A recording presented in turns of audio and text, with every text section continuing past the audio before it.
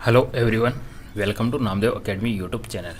बात करेंगे guys set number 58 की बात करेंगे। और आज का सेट गाइज मोस्ट इंपॉर्टेंट है क्योंकि इसके अंदर बहुत अच्छे 4-5 क्वेश्चंस गाइज मैथ के क्वेश्चंस है जो काफ़ी अच्छे क्वेश्चंस है और पहली बार कोई नए क्वेश्चंस आपको देखने को मिलेंगे गाइज। तो पूरा वीडियो देखिएगा, एंड तक देखिएगा। सेट नंबर 58 की बात करेंगे, बाकी के सेट आपने नहीं देखे हो तो प्ले लिस्ट में जाके देख लीजिएगा। चैनल को जरूर सब्सक्राइब कर लीजिएगा और वीडियो को लाइक कर दीजिएगा गाइज। आज का पहला क्वेश्चन आप लोगों के सामने है।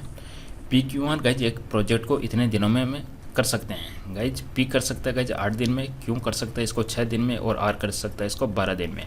सबसे पहले टोटल कार्य निकालेंगे, इनका एलसीएम लेके। तो 8, 6, 12 का एलसीएम आ जाएगा गाइज 24। इधर निकालेंगे गाइज अपन एफिशिएंसी या दक्षता या क्षमता। तो 24 में 8 का भाग गया 3 आ जाएगा, 24 में 6 का गया 4, 24 में 12 का गया 2। तो गाइज इस तरीके से ये तो आ गया मेरे पास में टोटल वर्क, कुल कार्य आ गया, और इधर मेरे पास इन सब की एफिशिएंसी आ गई। पहला काम कंप्लीट हो गया। अब गाइज यहाँ से मैं काम करने की लाइन स्टार्ट कर देता हूँ। ये कह रहा है कि प्रोजेक्ट की शुरुआत पहले दिन पी और क्यों करते हैं। तो गाइज पहले दिन पी और क्यों इस काम को करते हैं। दूसरे दिन ये गाइज सेकंड डे आ गया, सेकंड डे क्यों और आर करते हैं, यहाँ पे क्यों और आर करते हैं। तीसरे दिन आर और पी करते हैं गाइज, यहाँ से आर और पी तीसरे दिन करते हैं, और इसी तरह आगे काम करते हैं। ये थर्ड डे आ गया, ये सेकंड डे है आपका, ये फर्स्ट डे है। फिर कौन आएगा गाइज, फिर से आपका ये फर्स्ट डे वाला आ जाएगा। अब देख लेते गाइज यहाँ पे पी और क्यू काम करते तो इनकी एफिशिएंसी कितनी है। तो पी और क्यू की आ जाएगी 3 + 4 यानी गाइज 7। पी और क्यू की गाइज यहाँ पे दक्षता होगी 7। क्यू और आर की देखते हैं। क्यू और आर की होगी 4 और 2 6। तो यहाँ पे गाइज 6 काम होता है। और यहाँ पे देख लेते गाइज आर और पी आता है। तो आर की 2 है, पी की 3 है, तो 2 + 3 यानी 5 यहाँ पे आ गई।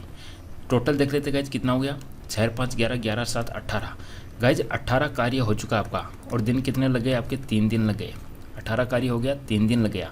अब गाइज मैं इसके लगभग पहुंचता हूं। इसमें मेरे को टोटल कार्य करने में कितना दिन लगेगा। तो गाइज 3/18 × 24 कर देता हूं। तो देख लेते अपना आंसर आता है कि नहीं आता। या सबसे पहले इसके लगभग मेरे को पास में जाना पड़ेगा, पहले ऐसे नहीं होगा, इसके पास में जाना पड़ेगा। गाइज 18 कार्य हो गया, 3 दिन लगे मेरे पास में। 7, 21, 3 दिन लगे। अब देख लेते अपन कितना कार्य शेष बचा मेरे पास में। 24 में से 18 गए गाइज, 3 दिन तो यहाँ पे लग चुके हैं। अब गाइज 6 कार्य शेष बचा। अब 6 कार्य कौन करेंगे गाइज, देखिएगा ये 7 काम कर लेते हैं, यानी 7 काम गाइज ये एक दिन में करते, तो 6 काम कितने दिन में कर लेंगे। यदि गाइज पी और क्यू यहाँ पे देखना, ये यदि 7 कार्य एक दिन में करते हैं तो भाई 6 कार्य कितने दिन में कर लेंगे, 6 कार्य कर लेंगे 1/7 × 6 यानी 6/7 दिन में कर लेंगे। ओके गाइज, तो टोटल कितना हो गया इनका, 3 + 6/7। तो 7, 21, 21 और 6, 27/7। तो गाइज इस क्वेश्चन का आपका राइट आंसर हो जाएगा 27/7। क्वेश्चन इंपॉर्टेंट है गाइज, दोबारा से देख लीजिएगा इसको वीडियो पॉज करके। ठीक है गाइज, इसमें आपको यही थोड़ी सी दिक्कत आई है, इसका आपने गलत कर लिया। यहाँ पे ये हो जाएगा 18 कार्य 3 दिन में करते हैं, तो शेष कार्य बच गए यहाँ पे 6 कार्य। अब ये 6 कार्य की साइकिल फिर से यहाँ पे आएगी, और ये गाइज 7 कार्य कर सकते हैं एक दिन में, तो ये 6 कार्य कर लेंगे 6/7 में।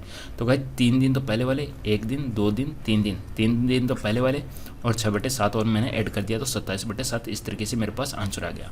क्वेश्चन इंपॉर्टेंट है, इसको देख लीजिएगा। क्वेश्चन नंबर 62 देख लेते गाइज। 62 क्वेश्चन कहता है कि ये नीले हरे शैवाल के अंदर होता है, नीले हरे शैवाल में होता है। 4 ऑप्शन है गाइज, इस क्वेश्चन का आपका राइट आंसर हो जाएगा थाइलाकॉइड मेम्ब्रेन्स। बस आपको टर्म्स याद में रखनी है। जो नीले हरे शैवाल होते हैं, ब्लू ग्रीन एल्गी होते हैं, उसके अंदर क्या होता है, तो उसके अंदर होता है गाइज थाइलेकॉइड झिल्ली होती है एक, या थाइलेकॉइड मेम्ब्रेन एक झिल्ली होती है जिसका नाम है थाइलेकॉइड। नीले हरे शैवाल के अंदर जो झिल्ली होती है उसका नाम होता है गाइज थाइलेकॉइड। क्वेश्चन नंबर 63 देख लेते गाइज। ये थोड़ा सा मैथ से रिलेटेड क्वेश्चन है, ये भी अच्छा क्वेश्चन है, देख लीजिएगा। इसके अंदर ओनली आप लोगों को डेफिनेशन पता है थोड़ा बहुत, तो आप आंसर दे सकते हो। किसी भी 2 भुजाओं का अंतर है गाइज। ये त्रिभुज की बात कर लेता हूँ, जैसे कि सपोज मैं समकोण त्रिभुज बना लेता हूँ, या कोई भी मैं त्रिभुज बना लेता हूँ गाइज। इसकी भुजा मैं 4 कर देता हूँ, 4 × 16, ये हो जाएगी 3, 3, 9, ये हो जाएगी 5। चलो मैंने एक एग्जाम्पल ले लिया, ठीक है। ये कह रहा है कि किसी भी 2 भुजाओं का अंतर तीसरी भुजा से कम होता है। तो गाइज क्या इन 2 का अंतर करूं तो 5 से कम हो रहा है। कोई भी 2 भुजा का अंतर लेके देखिएगा गाइज। मैंने यहाँ पे एक समकोण त्रिभुज बनाया आपको समझाने के लिए। एक भुजा 3 ले ली, एक 4 ले ली, एक 5 ले ली। तो किसी भी 2 भुजा का अंतर तीसरी भुजा से कम हो रहा है क्या, निकाल के देखिएगा।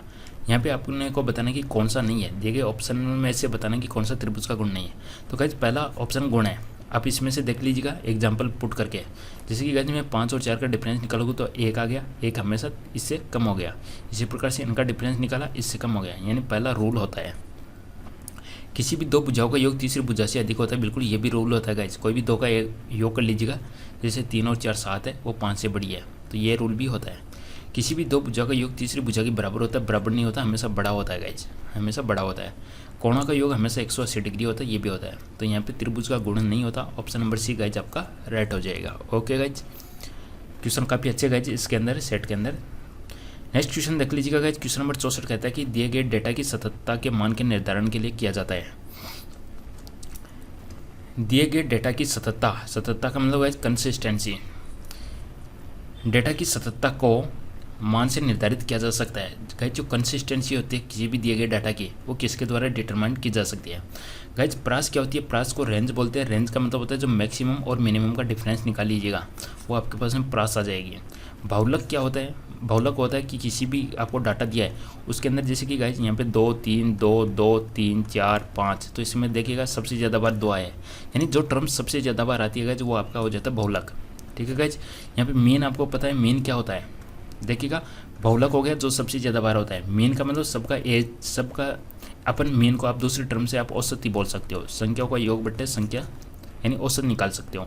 मीडियन क्या हो गया गाइज, मीडियन है दी हुई संख्या को आपको बढ़ते हुए क्रम में रखना है सबसे पहले, यानी बढ़ते हुए क्रम में रखना है, और उसके बाद में आपको देखना है उसके बीच में क्या आ रहा है, मतलब बीच वाला एवरेज निकालना है अपने को, वो होता है गाइज मीडियन।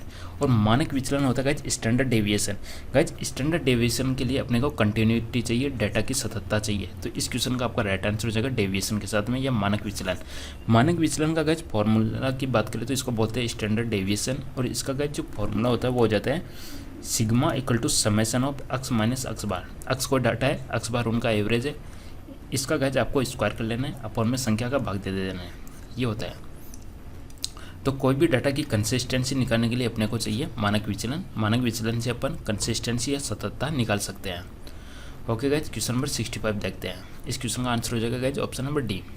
ओके गाइज, देखिएगा काफ़ी अच्छा पेपर है गाइज ये, जिसके भी है 30 मई का पेपर सोल्व कर रहे हैं गाइज, और ये शिफ्ट 1 का पेपर है, जिसके भी है गाइज काफ़ी मतलब स्ट्रॉन्ग पेपर आया है। ये देखिएगा गाइज, निम्न में से कौन सा गुण संयोजकता के साथ बदल जाता है। Which of the following property changes the valency. अब गाइज यहाँ पे आपके पास में देखिएगा तुल्यांकी भार एक टर्म सही है। तुल्यांकी भार जिसको इक्विवेलेंट वेट कहता है, ये हमेशा इसका फॉर्मूला क्या होता है गाइज, तुल्यांकी भार का फॉर्मूला होता है भार, कुल भार अपॉन में संयोजकता, ये इसका फॉर्मूला होता है गाइज। ठीक है गाइज, जैसे कि आपके साथ में NaCl है, तो NaCl है, सोडियम का वेट ले लीजिएगा, जैसे कि सोडियम का हो गया 23 प्लस Cl का ले लीजिएगा, जैसे होता है 35.5। इनकी गाइज वैलेंसी होती है 1, तो 1 का भाग दे दीजिएगा, तो ये आ गया आपके पास में NaCl का तुल्यांकी भार। तो गाइज हमेशा जो तुल्यांकी भार है वो संयोजकता के साथ में बदल जाता है, तो यहाँ पे आपका राइट आंसर हो जाएगा ए। घनत्व होता है वो हमेशा द्रव्यमान अपॉन आयतन होता है, इसके अंदर संयोजकता का कोई रोल नहीं है। सिंपल सी बात है, प्रेशर के अंदर कोई रोल नहीं है, प्रेशर के अंदर बल बट्टे क्षेत्रफल होता है, संयोजकता से कोई मतलब नहीं है। इसी प्रकार से आयतन होता है, उसके अंदर कोई मतलब नहीं है, तो यहाँ पे आपका राइट आंसर हो जाएगा तुल्यांकी भार। ओके गाइज, काफ़ी अच्छा क्वेश्चन है। क्वेश्चन नंबर 66 देखते हैं गाइज। वीडियो को लाइक जरूर कीजिएगा गाइज, पूरे वीडियो देखिएगा, अच्छे से एग्जाम क्लियर कर पाओगे, डोंट वरी। NTPC और ग्रुप डी अच्छे से हो जाएगी। प्रकाश अपने घर से पूर्व दिशा की ओर 50 मीटर चलता है, तो गाइज ये पूर्व दिशा हो गई, ये 50 मीटर जा रहे हैं। फिर बाईं ओर मुड़कर 20 मीटर चलता है, तो गाइज ये बाईं डायरेक्शन होगी, ये 20 मीटर चला। फिर से वो बाईं ओर मुड़ता है, तो गाइज ये फिर से बाईं ओर मुड़ता है और 30 मीटर चलता है, तो गाइज ये डायरेक्शन होगी 30 मीटर की। फिर से बाईं ओर मुड़ता है, 20 मीटर चलता है, तो गाइज ये 20 है, तो ये 20 इसके बराबर हो जाएगी, ये 20 मीटर चलता है। बिंदु ए तक पहुँचता है गाइज, ये जो पॉइंट आता है उस पॉइंट का नाम है ए। बिंदु ए से घर की सीधी दूरी कितनी है गाइज, ये उसका घर था, ये ए है, तो ये 30 है, तो गाइज ये 30 हो जाएगी। ये टोटल 50 थी, 50 में से ये 30 गई, तो ये दूरी कितनी बच गई आपकी, ये 20 बच गई। तो राइट आंसर हो गया आपका option number D. Question number 67 कहता है कि 2019 में भारत रत्न से किसे सम्मानित किया गया था। गाइज 2019 के अंदर 3 कैंडिडेट को भारत रत्न दिया गया था। भारत का सबसे बड़ा ये नागरिक पुरस्कार है। ओके गाइज, सर्वोच्च सम्मान दिया जाता है, तो ये 3 कैंडिडेट को दिया गया था। दिए गए ऑप्शन में से आपका राइट आंसर हो जाएगा option number C Pranab Mukherjee. अब गाइज प्रणब मुखर्जी थे एक, तो इनके साथ में और कौन थे गाइज, इनके साथ में एक थे भूपेन हजारिका, और एक कैंडिडेट और थे नानाजी देशमुख, भूपेन हजारिका और प्रणब मुखर्जी। इन 3 कैंडिडेट को गाइज 2019 का भारत रत्न दिया गया है। अब 2019 का इनको दिया गया, तो इनसे पहले किसको दिया गया, अगर इनसे पहले किसको दिया गया, 2 कैंडिडेट को दिया गया था, एक तो अटल बिहारी वाजपेयी को दिया गया था, एक मदन मोहन मालवीय को दिया गया था, ठीक है गाइज। और उनसे पहले एक कैंडिडेट को दिया गया सचिन तेंदुलकर को, ठीक है गाइज। तो आपको मैंने बता दिया 2019 में प्रणब मुखर्जी, भूपेन हजारिका, नानाजी देशमुख, उनसे पहले दिया गया अटल बिहारी वाजपेयी और मदन मोहन मालवीय को, और उनसे पहले दिया गया सचिन तेंदुलकर को। एकमात्र ऐसे खिलाड़ी है जिनको भारत रत्न मिला है, वह है सचिन तेंदुलकर। क्वेश्चन नंबर 68 देखते हैं गाइज। ये छोड़ रहा हूँ मैं, स्किप कर रहा हूँ, आई थिंक आप इजीली कर लोगे, इसमें कोई ज़्यादा हार्ड नहीं है। ओके गाइज, कर लीजिएगा इसको आप। क्वेश्चन नंबर 69 देखते हैं। 2018 के राष्ट्रमंडल खेलों का आयोजन कहाँ किया गया था?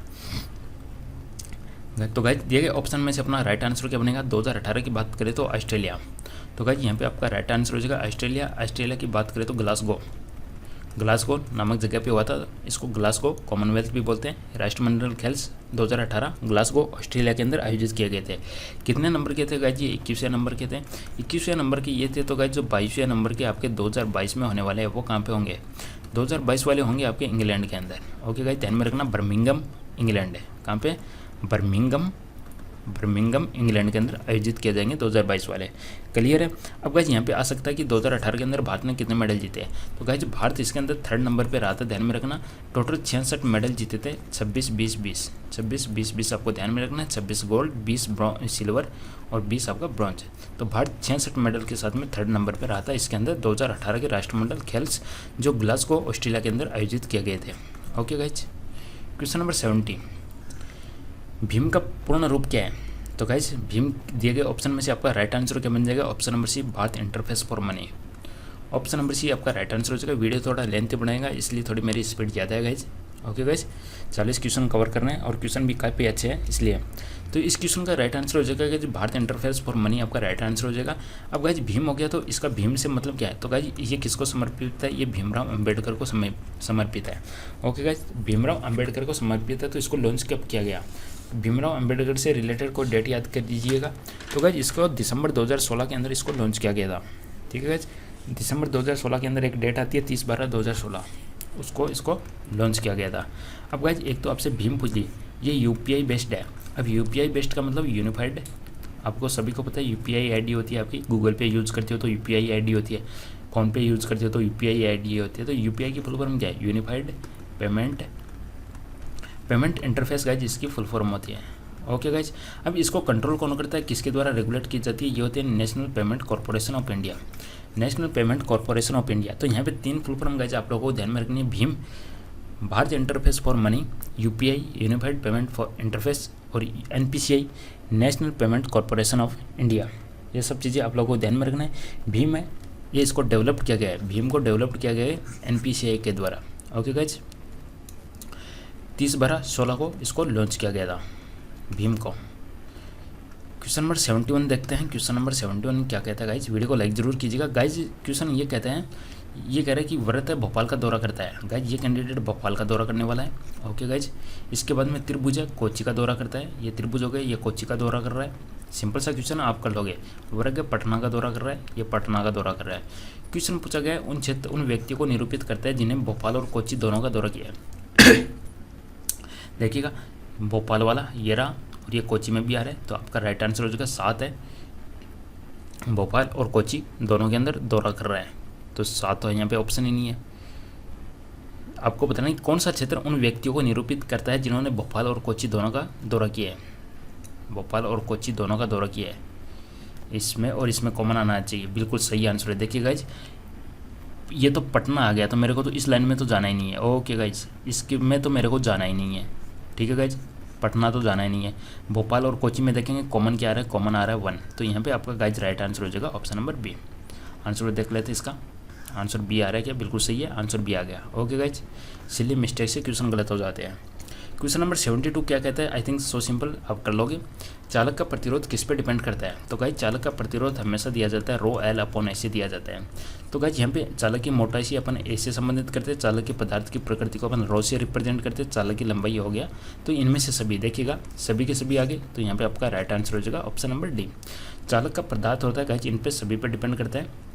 रो कहलाता है रेजिस्टिविटी, ये अपन कह सकते हैं चालक के पदार्थ की प्रकृति। Okay guys, question number 73। Question number 73 क्या कहता है गाइज, कुछ चूहे बाघ है। तो गाइज में ये चूहे हो गए, कुछ चूहे बाघ है, तो मैंने इनको ये बना दिया। सभी बिल्लियाँ बाघ है, तो गाइज बिल्लियाँ बाघ है। कुछ चूहे बाघ है, सभी बिल्लियाँ बाघ है, तो गाइज सभी बिल्लियों को मैं यहाँ पे बना देता हूँ, ये होगी बिल्लियाँ। ओके गाइज, इसके अंदर आ गई बिल्ली। पहला कह रहा है कि कुछ बाघ बिल्लियाँ हैं, तो गाइज ये बाघ है, ये बिल्लियाँ है, तो बिल्कुल आ रहा है, पहला स्टेटमेंट सही है। कुछ बाघ चूहे, गाइज ये पोर्शन कॉमन आ रहा है, तो कुछ बाघ चूहे यानी ये भी है।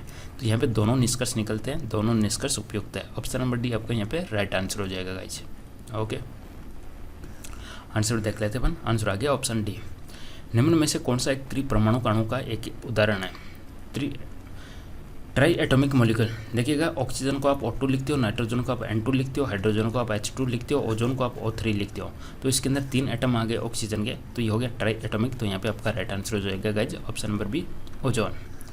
क्वेश्चन नंबर 75 देखते हैं गाइज क्या कहते हैं। क्वेश्चन नंबर 75 की बात करें तो गाइज इंपॉर्टेंट क्वेश्चन है, ये भी सब इंपॉर्टेंट है इस सेट के।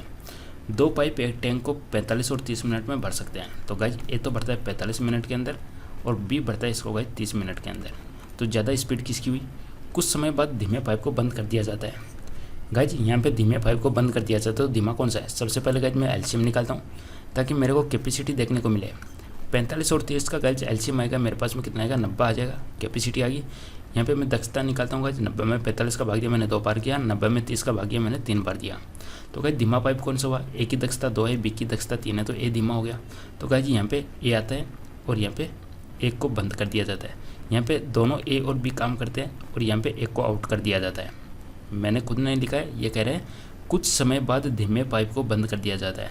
गाइज यहाँ पे दोनों काम करते हैं और कुछ समय बाद एक को बंद कर दिया जाता है, ओनली यहाँ पे बी काम करेगा। क्लियर है? पहले दोनों काम करते हैं, यहाँ पे एक को बंद कर दिया जाता है, फिर बी काम करते हैं। कुछ समय बाद धीमे पाइप को बंद कर दिया जाता है, फिर दूसरे पाइप द्वारा टैंक को बढ़ने में इतना समय लगता है। अब ये दूसरा पाइप भी गाइज यहाँ पे 13 मिनट और 20 सेकंड लेता है, तो 13 सही में 20/60 कर दूँ, सेकंड को मैंने मिनट में बदल दिया, तो ये हो जाएगा 1/3। 13 सही 1/3 यानी 13 × 3 = 39, 40/3 मिनट यहाँ पे लग गई गाइज। क्लियर है? धीमी पाइप को शुरुआत के कितने देर बाद बंद किया गया था, ये समय अपने को निकालना है। सो सिंपल है, कर लोगे आप। अब देखिएगा गाइज, बी की दक्षता यहाँ पे 3 है, बी की दक्षता 3 है और बी यहाँ पे समय ले रहा है 40/3। तो 40/3 है, इसको मैं 3 से मल्टीप्लाइड कर दूँ। बी की दक्षता 3 है, यहाँ पे बी काम कर रहा है, 3 से 3 कैंसिल, यहाँ पे गाइज 40 हिस्सा भरा जा चुका है, यानी इस पोर्शन के अंदर 40 हिस्सा भरा जा चुका है। टोटल था 90, तो यहाँ पे शेष कितना बचेगा गाइज? 90 में से 40 घटा दूँ तो गाइज ये 50 हिस्सा शेष बचा। अब ये 50 कौन भरेगा गाइज? 50 ए और बी मिलके भरेंगे। तो ए और बी की दक्षता कितनी है? 50 काम बच गया, ए और बी की मिलके दक्षता है 5, 50/5 यानी 10 मिनट। ओके गाइज, तो यहाँ पे जो काम चला गाइज वो चला 10 मिनट, तो इसको 10 मिनट बाद में बंद किया गया। तो राइट आंसर हो जाएगा ऑप्शन नंबर डी। क्लियर है? क्वेश्चन नंबर 76 देखता हूँ गाइज, वीडियो को लाइक ज़रूर कीजिएगा गाइज, स्पीड ज़्यादा है क्योंकि क्वेश्चन बहुत ज़्यादा है। अभी 76 है, देखते हैं क्वेश्चन नंबर 76 क्या कहता है गाइज। साइकिल और ऑटोमोबाइल की ब्रेक प्रणाली, साइकिल और ऑटोमोबाइल की जो ब्रेक प्रणाली है, ब्रेक सिस्टम है, उसके अंदर अपन गाइज जो लेदर या ब्रेक पैड का यूज करते हैं, लेदर का यूज करते हैं, वो क्यों करते हैं? तो उसका एक ही मकसद है गाइज, घर्षण को बढ़ाने के लिए, टू इंक्रीज फ्रैक्शन, पकड़ मजबूत करने के लिए, घर्षण को बढ़ाने के लिए। ऑप्शन नंबर सी आपका राइट आंसर हो जाएगा। नेक्स्ट क्वेश्चन की बात करता हूँ guys, question number 77। Question number 77 क्या कहता है गाइज। भूटान, चीन और म्यांमार की सीमा किस किस राज्य से जुड़ी हुई है? अब देखिएगा यहाँ से काफ़ी चीज़ें इंपॉर्टेंट बनती है, कमेंट करके बताइएगा भूटान, चीन, म्यांमार के बारे में क्या क्या आप जानते हो। कैपिटल करेंसी PM किंग कौन है? सबसे पहले अपन देख लेते हैं गाइज, भूटान, चीन और म्यांमार की सीमा कौन से राज्य से जुड़ी हुई है। अगर गाइज राज्य की बात करें तो अरुणाचल प्रदेश आपका यहाँ पे राइट आंसर हो जाएगा। अब गाइज भूटान की बात करें, तो भूटान की राजधानी है गाइज थिम्पू, और गाइज इसके जो किंग है, किंग के मैं बोल देता हूँ गाइज जिग्मे, किंग है जिग्मे खेसर नामग्याल वांगचुक। जिग्मे खेसर नामग्याल वांगचुक है भूटान के राजा, और इसके प्राइम मिनिस्टर कौन है? लोटसे टीशेरिंग। आपने नाम सुना होगा बहुत बार, मोदी जी मिलते भी है। लोटसे टीशेरिंग कौन है गाइज? भूटान के प्राइम मिनिस्टर हैं। ओके गाइज, ये होगी भूटान के बारे में। भूटान की मुद्रा की बात करें तो गाइज नगुलत्रम होगी भूटान की मुद्रा।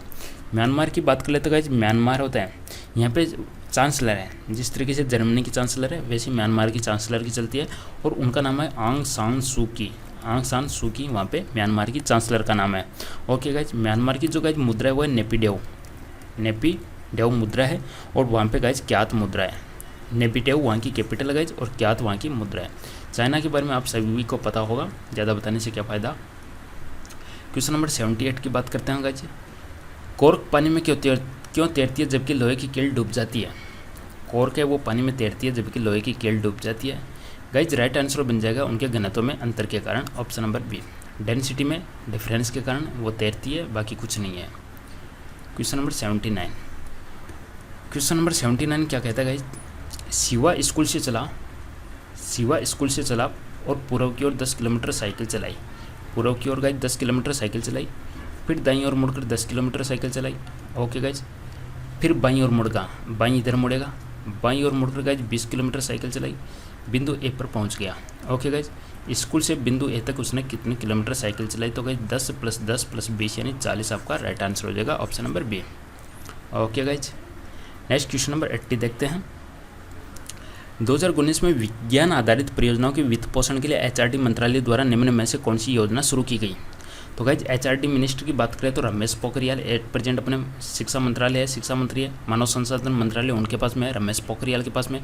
उन्होंने गाइज स्टार्स को लॉन्च किया था। कौन सी योजना शुरू की गाइज? आंसर हो जाएगा आपका स्टार्स। अब यहाँ पे स्टार्स की फुल फॉर्म आप लोगों को ध्यान में रखनी है। Scheme for transformational and advance research in science, ये इसकी फुल फॉर्म है गाइज। स्टार्स की फुल फॉर्म है scheme for transformational and advance research in science. ठीक है गाइज, एचआरडी द्वारा इसकी योजना की शुरुआत की गई है। मानव संसाधन मंत्रालय रमेश पोखरियाल के पास में है। दिए गए ऑप्शन में से बताना है कि कौन सा सही है, देख लेते हैं गाइज। क्या एन बड़ा है क्या एल से? तो ये एन है और ये एल है, सबका चिन्ह देखिएगा इधर ही इधर जा रहा है, तो यानी ये स्टेटमेंट सही है। के बड़ा है क्या एम से? ये के है और ये एम है, देखिएगा चिन्ह इधर ही इधर है। ओके गाइज, ये भी सही है। एन बड़ा है क्या आर से? देख लेते हैं तीसरा भी, ये एन है और ये आर है, देखिएगा साइन एन की तरफ ही है, यानी तीनों स्टेटमेंट गाइज यहाँ पे सही है। सभी निष्कर्ष उपयुक्त है। नेक्स्ट क्वेश्चन की बात करते हैं गाइज, क्वेश्चन नंबर 83। कुछ लड़के लड़कियाँ हैं, तो गाइज देख लेते हैं अपन। ये हो गए कुछ लड़के, इंग्लिश में करते हैं इसको ताकि कंफ्यूजन नहीं हो। ये देखिएगा सम बॉयज आर गर्ल्स, देखिएगा सम बॉयज आर गर्ल्स, कुछ बॉयज है वो गर्ल्स है, और सम स्टूडेंट्स आर बॉयज, तो गाइज कुछ स्टूडेंट्स है वो बॉयज है। तो देखते हैं पहला, ऑल गर्ल्स आर स्टूडेंट्स, ये गर्ल्स है ये स्टूडेंट्स है, ये दूर दूर है, पहला डॉट के अंदर है। दूसरा some students or girls, student or girl, ये भी दूर दूर में, दोनों डाउट है, दोनों डाउट का क्लियर नहीं हो रहा, तो आंसर हो जाएगा neither conclusion 1 not 2। Okay guys, next question number 83 की बात करते हैं। ये देखिएगा ये भी इंपॉर्टेंट क्वेश्चन है गाइज। क्वेश्चन को किस तरीके से करना है गाइज? आपके पास में एक ठोस आकार 2 सेमी त्रिज्या वाले एक शंकु पर लगाए गए उतनी त्रिज्या वाले अर्धगोले जैसा है और शंकु की ऊंचाई उसकी त्रिज्या के बराबर है। ठोस का आयतन ज्ञात कीजिएगा। गाइज यहाँ पे आपके पास में एक शंकु है, ठीक है गाइज, और इसके ऊपर आपने एक अर्धगोला लगा दिया। क्वेश्चन कह रहे हैं एक शंकु है गाइज और उस पर उतनी ही त्रिज्या और अर्धगोले जैसा है, त्रिज्या वाला अर्धगोला जैसा है। गाइज शंकु की भी त्रिज्या कितनी है? शंकु की भी त्रिज्या आर है, और गाइज अर्धगोले की भी त्रिज्या आर है, ठीक है, दोनों की त्रिज्या बराबर है। शंकु की ऊंचाई इसकी त्रिज्या के बराबर है। गाइज जो शंकु की ऊंचाई है एच है वो भी आर के बराबर है। कुल मिला के इस ठोस का आयतन ज्ञात कीजिएगा। तो गाइज यहाँ पे शंकु दे रखा है। सबसे पहले शंकु का आयतन होता है 1/3 पाई आर स्क्वायर एच होता है। शंकु का आयतन होता है 1/3 पाई आर स्क्वायर एच। तो गाइज यहाँ पे देखिएगा 1/3 pi r square into h, h की जगह पे मैं आर रख देता हूँ, तो ये हो गया 1/3 पाई आर क्यूब। तो गाइज शंकु का आयतन हो गया मेरे पास में 1/3 पाई आर क्यूब। इसके ऊपर गाइज अर्धगोला है, तो अर्धगोले का आयतन कितना हो जाएगा? पूरे गोले का होता है 4/3 पाई आर क्यूब, अर्धगोले का आयतन हो जाता है गाइज 2/3 पाई आर क्यूब। अब गाइज इन दोनों को मैं जोड़ूँ, इन दोनों का मैं ऐड करूँ, तो मेरे पास में क्या बनेगा? देखिएगा पाई आर क्यूब मैं कॉमन ले लेता हूँ। ओके गाइज 1/3 प्लस 2/3, तो ये मैं ऐड करूँगा तो क्या बन जाएगा guys? Only pi r cube बचेगा मेरे पास में, ठीक है। ये 3/3 यानी 1 होके कैंसिल हो जाएगा, ओनली पाई आर क्यूब बचेगा। आर की वैल्यू गाइज मेरे पास में 2 है, तो पाई इंटू 2⁻3, तो 8 पाई गाइज मेरा आंसर आ जाएगा। क्वेश्चन इंपॉर्टेंट है। ओके गाइज, थोड़ी सी स्पीड ज़्यादा है क्योंकि जल्दी फिनिश करना है इसको। ओके गाइज, इलेक्ट्रिसिटी जा सकती है, बारिश का माहौल है। क्वेश्चन नंबर 84 की बात करते हैं गाइज। क्वेश्चन नंबर 84 क्या करता है, इनमें से कौन क्रिकेट खिलाड़ी नहीं है। तो गाइज एक है आपका हॉकी से रिलेटेड, बाकी तीनों क्रिकेट खिलाड़ी है, तो यहाँ पे आपका राइट आंसर बन जाएगा गाइज ऑप्शन नंबर ए है, वो है क्या, हॉकी खिलाड़ी। Next question guys 85 number question, ये भी सिंपल है, आप कर लोगे। देखिए गाइज 49 की जगह मैं 7 × 7 कर दूँ, ये 7 पहले से है, इसको गाइज ये है 49 × 49 आपका, तो ये आप लोग कर लोगे। ये भाग का निशान है, यहाँ पे देख लेते हैं अपन, देखते हैं गाइज ये 7 × 7 है, 7 × 7 की पावर 3 है। नीचे गाइज इसको मैं कर दूँ 7 × 7 × 7 की पावर 3 कर देता हूँ मैं, ठीक है गाइज। ये मल्टीप्लाइड है, इसको मैं करूँगा गाइज 49 × 49, फिर से इसको कर दूँ मैं 7 × 7, इसको भी कर दूँ मैं 7 × 7, तो ये हो गया मेरे पास में 7 × 7 × 7 की पावर 2 बराबर है 7 की पावर कितनी आएगी, ये पूछा गया है। ओके गाइज, अब देखिएगा यहाँ पे 7 की पावर कितनी होगी, 2 है और ये 3 6, तो 7 की पावर 6 हो गई। नीचे कितनी गई, 3 है और 3, तो 7 की पावर 9 हो जाएगी। 7 की पावर 4 है गाइज, 4 दूनी 8 हो जाएगी, बराबर 7 की पावर अक्स। अब देखते हैं गाइज, ये हो गया 8 × 6 14, 7 की पावर 14 अपन 7 की पावर 9 इक्वल टू 7 की पावर अक्स। तो गाइज 14 में से 9 गए 5, तो 7 की पावर 5 इक्वल टू 7 की पावर अक्स, तो अक्स की वैल्यू कितनी आ जाएगी, 5 आपका आंसर हो जाएगा गाइज। क्लियर है। क्वेश्चन नंबर 86, निम्न में से किस नदी को शोक की नदी भी कहा जाता है। रिवर ऑफ सोरो दिए गए ऑप्शन में से गाइज आपका राइट आंसर हो जाएगा दामोदर है, उसको शोक की नदी भी कहा जाता है, option number A. Question number 87 देखते हैं गाइज। क्वेश्चन नंबर 87 क्या कहते हैं, यदि ट्री को ये लिखा जाता है, फ्रो को ये लिखा जाता है, तो फ्री को क्या लिखा जाएगा गाइज। तो यहाँ पे ऐप है, तो ऐप का ले लीजिएगा 2, आर है गाइज, यहाँ पे आर है, आर का ले लीजिएगा 1, डबली है, डबली लास्ट में 0 0, तो इसका ले लीजिएगा गाइज 0 0, तो 2100 गाइज आपका राइट आंसर हो जाएगा। ओके गाइज, नेक्स्ट क्वेश्चन भी इंपॉर्टेंट है, देख लेते हैं अपन। क्वेश्चन नंबर 88 क्या कहता है, आपतन कोण की ज्या, आपतन कोण की ज्या और अपवर्तन कोण की ज्या, ये किसकी डेफिनेशन है गाइज। आपतन कोण की ज्या और अपवर्तन कोण की ज्या किसको डिफाइंड करती है गाइज, बताइएगा। आपतन कोण तो आप समझते हो, ये विलंब है, ये गई, तो ये गाइज ये होता है आपका आई और ये होता है आर। तो आपतन कोण की ज्या और ये अपवर्तन कोण की ज्या किसको रिप्रेजेंट करती है, ये करती है अपवर्तनांक या refractive index, option number see guys यहाँ पे आपका राइट आंसर हो जाएगा। क्वेश्चन नंबर 89, एस्टिग्मेटिज्म एक बीमारी है, बिंदुकता, एस्टिग्मेटिज्म किसकी बीमारी है गाइज, ये आंखों की बीमारी है, ऑप्शन नंबर डी आपका राइट आंसर हो जाएगा। अपन डेली बेसिस पे जो लाइफ साइंस क्विज लगाते हैं गाइज, उसके अंदर ये सब क्वेश्चंस अपन कवर कर रहे हैं। आई थिंक आप लोगों को पता होगा, अगर जो कैंडिडेट डेली क्विज अटेम्प्ट करते हैं उनको। आवर्तकाल की ऐसा इकाई क्या है, तो आवर्तकाल किसको रिप्रेजेंट करता है गाइज, आवर्तकाल करता है टी को, ठीक है गाइज, टी की हो जाएगी सेकेंड, ऑप्शन नंबर बी आपका राइट आंसर हो जाएगा। मीटर होगी गाइज लंबाई की होगी, हर्ट्ज होगी फ्रीक्वेंसी की, फ्रीक्वेंसी को बोलते हैं गाइज हिंदी में आवृत्ति, फ्रीक्वेंसी की जो इकाई है वो होती है हर्ट्ज, और केजी किसकी हो जाती है, द्रव्यमान, मास की हो जाती है केजी, और भार होता है आपका जो डब्ल्यू होता है उसकी हो जाती है न्यूटन। द्रव्यमान की होती है केजी और भार की होती है गाइज न्यूटन, और ये होता है एफ बराबर 1/t हो जाता है। क्वेश्चन नंबर 91, ये कर लोगे आप, मैं इसको स्किप मार रहा हूँ गाइज, इसमें साइन पुटअप करना है और वर्ड मास रूल से आपको नॉर्मल कैलकुलेशन करनी है। क्वेश्चन नंबर 92 क्या कहता है, 92 कहता है सल्फर का परमाणु क्रमांक कितना है, तो सल्फर आता है गाइज 16s32, तो यहाँ पे आपका राइट आंसर हो जाएगा ऑप्शन नंबर सी, ठीक है। इसका द्रव्यमान हो गया गाइज 32। 8 पे होता है ऑक्सीजन, 8 और 16। निम्न में से कौन सी पृथक्करण तकनीक का उपयोग रेत से लोहे की पिनों के पृथक्करण के लिए किया जाएगा। भाई रेत है, रेत के अंदर लोहे की किले हैं, लोहे की पिने हैं, उनको निकालने के लिए आप कौन सा लोगे, दिए गए ऑप्शन में से। गाइस यहाँ पे चुंबक ऑप्शन आ रहा है, तो चुंबक लोहे को अट्रैक्ट कर लेती है, तो रेत से अपन लोहे की पिनों को आसानी से चुंबकीय पृथक्करण विधि से निकाल लेंगे, ऑप्शन नंबर डी आपका राइट आंसर हो जाएगा। क्वेश्चन नंबर 94 क्या कहता है गाइज, ये देखिएगा गाइज, 7% वार्षिक ब्याज की दर पर उधार ली गई कोई राशि, कोई धनराशि में पी मान लेता हूँ, 2 वर्ष में लगने वाला साधारण ब्याज 1750 की राशि पर 5% 4 वर्ष में लगने वाले राशि के समान राशि ज्ञात कीजिएगा। गाइज इसके अंदर 2 केस है, दोनों केस के अंदर कह रहा है कि ऐसा ही बराबर है, दोनों केस के अंदर ऐसा ही बराबर है। पहले केस के अंदर मूलधन है P × R होगी आपकी 7 × T यहाँ पे आपका 2/100, और गाइज दूसरे केस के अंदर आपके पास में मूलधन है 1750, दर यहाँ पे आपको 5% है, और समय गाइज यहाँ पे आपके पास में 4% है अपॉन में 100। गाइज नॉर्मल कैलकुलेशन करनी है और आप लोगों को पी की वैल्यू निकालनी है, आई थिंक आप इजीली कर लोगे आप, ठीक है गाइज। 2 से यहाँ पे गया, इसमें 2 बार भाग गया, 7 का इसमें चला जाएगा, 7 दूनी 14 और 3 7 5 35 यानी 250, ये हो जाएगा आपका 5 दूनी 10, 1 0 लगा दी मैंने, 2500 आपका यहाँ पे आंसर हो जाएगा गाइज। ओके, क्वेश्चन नंबर 95 देखते हैं। 95 क्या कहता है गाइज, अरुण है यहाँ पे बाला है और यहाँ पे चंद्रू है।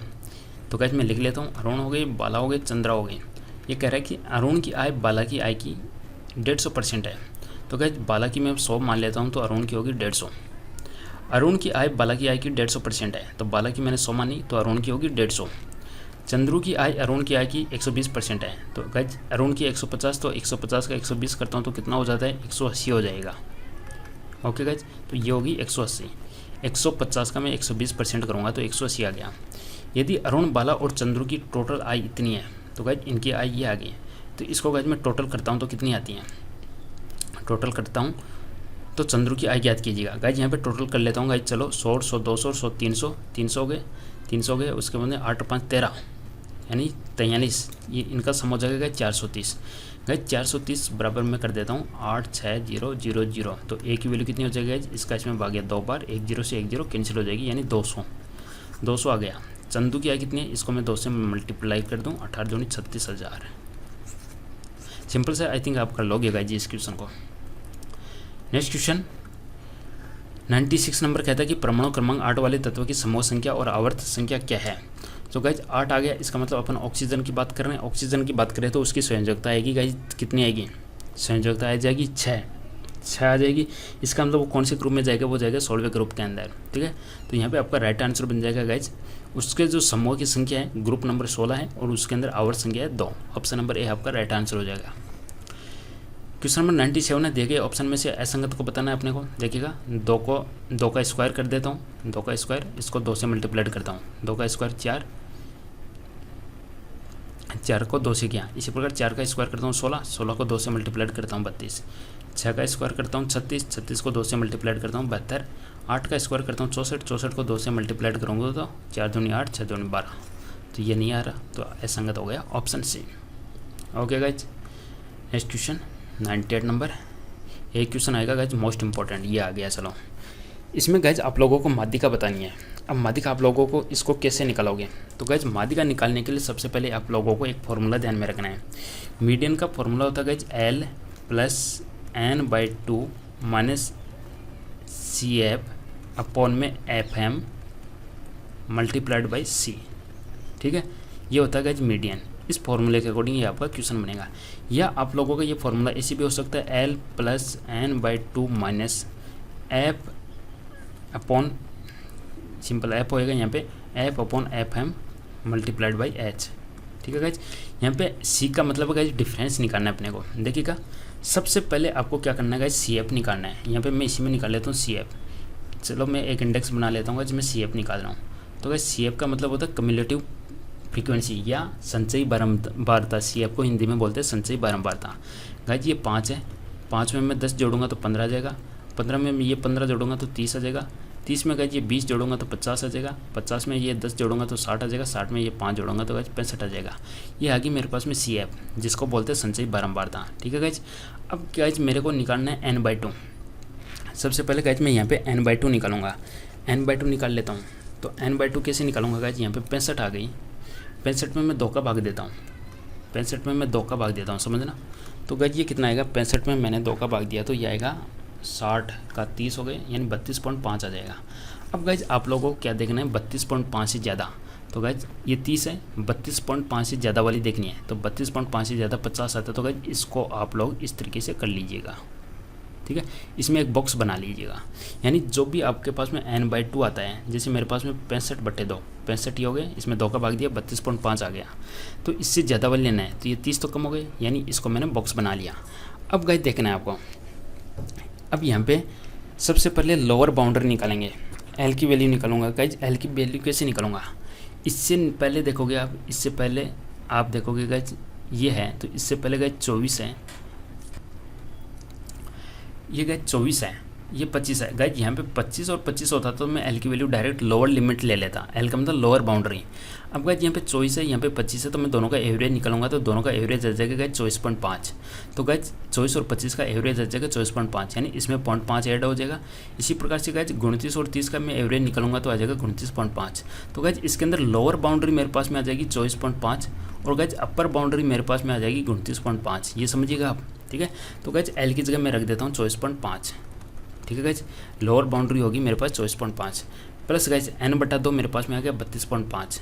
ओके गाइज, माइनस CF का मतलब होता है उससे जस्ट पहले वाली संचय बारंबारता।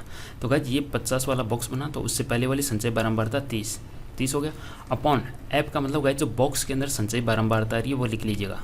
ये बॉक्स है, बॉक्स के अंदर आ रहा है आपके पास में 50 नहीं, ये आएगा 20 वाला, क्योंकि इसको लेना है अपने को, ये तो अपन सम करके निकाल रहे हैं। ऐप हम लेनी है आपको 20, ये हो जाएगा 20 मल्टीप्लाइड बाई क्या करोगे गाइज, तो मल्टीप्लाइड करोगे C से। C का मतलब दोनों के बीच का डिफरेंस लेना है आपको। यहाँ पे गाइज 29.5 है, यहाँ पे 24.5 है, तो दोनों का डिफरेंस कितना आएगा 24.5 और 29.5 का आएगा 5। ओके गाइज, अब चलो इसको सोल्व करते हैं। सोल्व करूँ तो गाइज यहाँ पे ये हो गया मेरा 24.5, ठीक है, प्लस 32.5 में से 30 के गाइज 2.5 बच गए, और 2.5/20 5 का इसमें हो गया 4 बार, और 2.5/4 कितना हो गया 2.5/4। ये हो जाएगा गाइज मेरे पास में, इसको मैं 0 लगा देता हूँ एक बार, 4 का भाग देता हूँ, 6 चौके 24 और 1 बचेगा, 4 दूनी 8, 2 0. ये बचेगा मेरे पास में, ठीक है 24.5 0.6 ये बचेगा, तो इसमें मैं ऐड करूँ 0.625, तो ये हो जाएगा 5 2 4 5 11 असल रेख 4 1 5 और ये आ जाएगा 25.13। तो गाइज ये इस तरीके से पहला आपको एक क्वेश्चन देखने को मिला है। आई थिंक जिसका इंटरेस्ट है उसने पूरा वीडियो समझा होगा अच्छे से, जिसको एग्जाम लगता है कि करेक्ट करनी है आई थिंक उसके समझ में आ गया होगा। गाइज फिर भी नहीं आया तो एक बार वीडियो को प्ले कर लीजिएगा, ठीक है। तो इस तरीके के एग्जाम में क्वेश्चन पहली बार देखने को मिला है। ओके गाइज, नेक्स्ट क्वेश्चन आगे के शिफ्ट देखना। अब फिर से यदि ऐसा क्वेश्चन आया तो अपन जरूर इस क्वेश्चन को कवर करेंगे ऐसे को दोबारा से। नेक्स्ट क्वेश्चन कहता है कि गाइज माँ और पुत्री यानी मदर और पुत्री की आयु में 20 वर्ष का अंतर है। Mother minus daughter equal to guys मैंने कर दिया 20। 5 वर्ष बाद है, 5 वर्ष बाद यानी m+5 और d+5 दोनों में मैंने 5 जोड़ दिया। 5 वर्ष बाद मदर होगी m+5, पुत्री होगी d+5। 5 वर्ष बाद गाइज उसकी माँ की वर्तमान आयु से आधी हो जाती है। गाइज 5 वर्ष बाद पुत्री की आयु है वो अपनी माँ की आधी हो जाती है। तो ये हो गया m+5 equal to 2d+10, cross multiplied कर दिया मैंने। तो गाइज m बराबर हो जाएगा 2d+5 और इधर m बराबर हो जाएगा 20+d, ठीक है गाइज। तो m की वैल्यू मैं यहाँ रख दूँ तो ये हो गया 2d+5, यहाँ रख देता हूँ गाइज 2d+5, इसकी जगह मैंने यहाँ से वैल्यू रख दी, बराबर हो गया 20+d, ठीक है गाइज। ये d और 2d यानी d आ जाएगा, 20 - 5 यानी 15 आ जाएगा। d की वैल्यू गाइज 15 आ गई। ओके गाइज, क्वेश्चन क्या पूछा है, पुत्री की आयु बताइएगा। तो गाइज पुत्री की आयु हो जाएगी आपकी 15 वर्ष। 5 वर्ष का 5 वर्ष बाद पुत्री की आयु वर्तमान आयु की आधी हो जाती है। पुत्री की आयु कितनी होगी गाइज, d बराबर 15 वर्ष आपका राइट आंसर हो जाएगा। क्वेश्चन गलत है, आंसर गलत है। Okay guys, question number 100 last का क्वेश्चन देख लेते हैं गाइज। इसका NOR को इससे लिखा जाता है, रेस्ट को इससे लिखा जाता है, तो किससे लिखा जाएगा ये है। तो गाइज इसके अंदर देखिएगा मेरे अकॉर्डिंग तो ये इसमें लॉजिक लगाया गया है। n होता है, n होता है कितने पे आपका, n हो गया आपका n हो गया आपका 14 पे, O आ गया आपका 15 पे, R हो गया आपका 18 पे। तो गाइज 14 आ गया तो इसमें से मैं 2 घटाऊँ तो 12 आता है, इसमें से मैं 2 घटाऊँ तो गाइज 13 आता है, इसमें से मैं 2 घटाऊँ तो 16 आता है। तो आई थिंक सबका लास्ट डिजिट यहाँ पे लिया गया है 2 3 से। इसी प्रकार से गाइज R को मैं 18 करूँ तो E को मैं 5 करूँ, गाइज S को करूँ तो मैं S हो गया ST 19 हो गया, T को करूँ तो गाइज 20 हो गया। 2 घटाऊंगा तो गाइज 17, 2 घटाऊंगा तो 16 आ गया, 2 घटाऊंगा तो 3 आ गया, 2 घटाऊंगा तो गाइज यहाँ पे 17 आ गया, 2 घटाऊंगा तो गाइज 18। तो लास्ट डिजिट 6 है, यहाँ पे लास्ट 7 है, यहाँ पे लास्ट 8 है। तो गाइज यहाँ पे एक कन्फ्यूजन हो रहा है, तो इसको आप देखिएगा इसमें क्या लॉजिक लगाया गया है इस क्वेश्चन में। ओके गाइज, तो इस वीडियो को मैं यहीं पे समाप्त करता हूँ गाइज। इसी के साथ में सेट 58 कंप्लीट हो चुकी है। वीडियो को लाइक जरूर कीजिएगा, शेयर कीजिएगा, चैनल को सब्सक्राइब कीजिएगा। Thank you for watching.